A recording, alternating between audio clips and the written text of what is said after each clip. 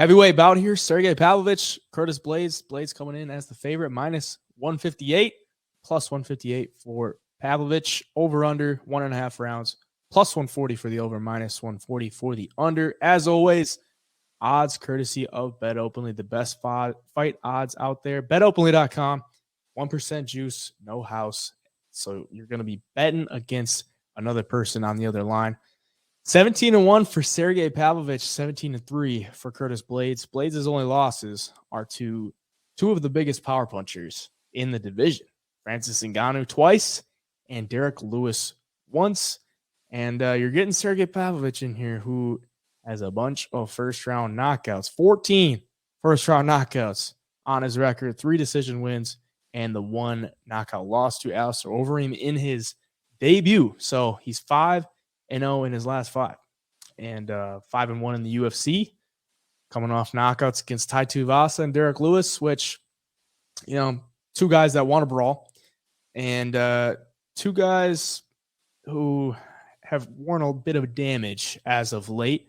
Curtis Blaydes' last fight was against Tom Aspinall, and Aspinall blew his knee out. So it's kind of hard to really look at him as of recently. I mean, his win before that was Chris Daukaus, which doesn't age well. Jairzinho Rosenstrike decision win, which is all right. And then a loss to Derek Lewis, which he got knocked out in the second round. So it's a very interesting matchup, because really is a guy that is just an absolute powerhouse, might have some wrestling under his belt that he just doesn't really use, because he's trained at AKA before. He's training at American Top Team now, I believe. And you got Curtis Blaydes, who's one of the best wrestlers in heavyweight history, gets takedowns like it's easy for him. And then you got the cardio factor too. I mean, can Sergei just go out there and throw like a bunch of bombs and still be able to go into rounds 2 and 3? Is he even going to come out that way? There's a lot of stuff you can look at in this fight and really dissect. But what are you thinking? There's a lot of weird things going on with the line right now too. It looks like a ton of money is on Sergei Pavlovich from the jump, which is kind of surprising, just because you look at who Sergei's fought, and it's not really any wrestlers that are, outstanding, any good at least. I mean, he's beaten Tai Tuivasa, Derek Lewis, Shamil, Maurice Green, and Marcelo Gomez, but nobody that's going to go out there and really give him that wrestling threat that Curtis Blaydes is going to. And we saw at the beginning of that Tom Aspinall fight, I know he got hurt early, but I mean, Blaydes was cracking him, man. He looked good on the feet. I think if Curtis Blaydes can just hang in there and survive the initial onslaught, I think he's got a better chance as this fight goes on. I mean, Pavlovich doesn't really make it out of the first round, or at least he hasn't so far in the UFC. And the one loss he has by TKO came to Alistair Overeem, who got that takedown and finished him in the first round. So obviously he's gotten better since then. That's 5 fights ago. But everything I'm looking at right now, it just seems like Vegas thinks that Curtis Blaydes is a side that is probably going to sneak out the win, because they're going to have to pay out a lot of money, a lot of plus money on Sergei Pavlovich if he ends up winning. Of course, he holds all that power. We've seen him just absolutely dismantle people from the jump. But I just think Curtis Blaydes has that style that is going to make it a lot tougher to do that, especially when you're going to be worried about that takedown threat right there from the beginning. And if you look at the line movement right now, Curtis Blaydes opened as a 2-1 favorite. He's all the way down to minus 155 on some books right now. So if it keeps trending that way, I think if you're going to bet on Curtis Blaydes, you can kind of hold off till we get closer to the fight, and you might get a better price on him. I like Curtis Blaydes in this so far. Yeah, it scares me. Well, first of all, it intrigues me at plus money for Sergei Pavlovich, coming off of just some insane performances where you're looking at yourself like, wow, that guy is scary. Like, he's going to be a problem.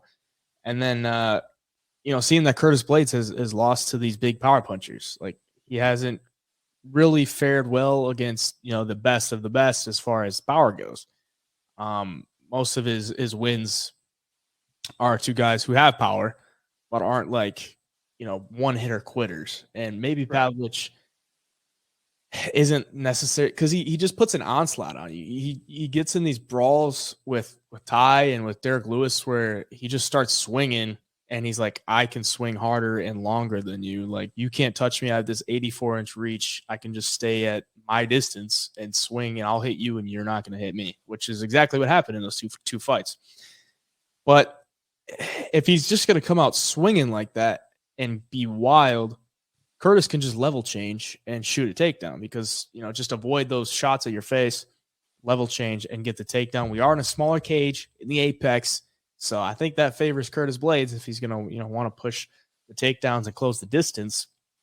But it really just comes down to Sergei's wrestling. Like, does he have good takedown defense? Most people haven't really shot on him. The only guy that really took him down was Alistair Overeem, and he landed a bomb from on top and then just kind of folded him, melted him on the ground, and ultimately KO'd him on the ground. So that was 5 years ago.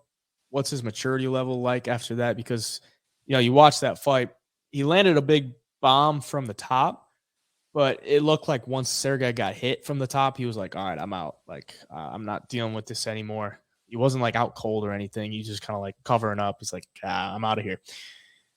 I don't think Blaydes doesn't have any first round finishes in the UFC other than Tom Aspinall blowing out his knee. Yeah. So he has solid striking. He has a good jab. It's nothing like too powerful on the feet. The thing that scares me is like he was on the feet with Aspinall. It was 15 seconds, but he was on the feet with Aspinall. He was on the feet with Chris Daukaus.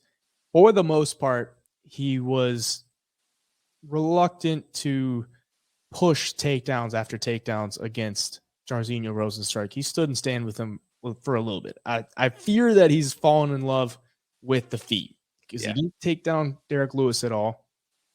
And maybe he's getting a little too comfortable on the feet. So if he doesn't come out aggressive enough, because you can't just start backing up on your feet against Sergei Pavlovich. He's just going to overpower you. So if he's comfortable on the feet and he doesn't push that wrestling right away and tire him out right away, then that scares me, if you go a minute in, 2 minutes in, where Sergei can get comfortable in there and start to get his hands going a little bit. So he's got to do it from the jump. He's got to just close the distance from the jump and don't give him any room to breathe at all. Will he do that? I think he could come out with that game plan and be very successful.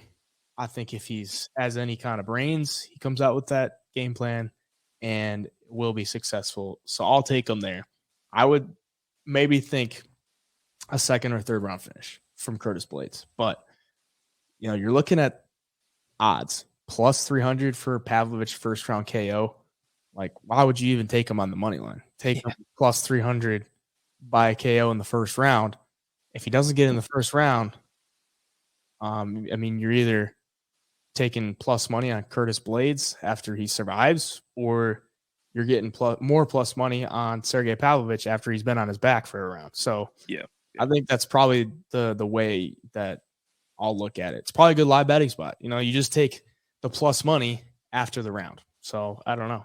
That's probably how I'll go about it. But for the sake of the show, I'll go with Curtis Blaydes. I'm also holding a Pavlovich heavyweight champion by the end of 2023 ticket. So if he wins, I'll be happy. So I might just take Blaydes, because if he wins, I'll still have that ticket and it'll still be live. So I'll take Blaydes for the sake of the show, though. Got anything else? No, just that. Finally a heavyweight fight that it could be a lot of action, a lot of violence. Should be a lot of fun at least. Was it? I think the last heavyweight fight was like UFC 286 or something. It's been damn near a month. There was nothing on Kansas City, nothing on Miami, nothing on San Antonio as far as the heavyweight fights go. So finally getting them. The division's getting small, but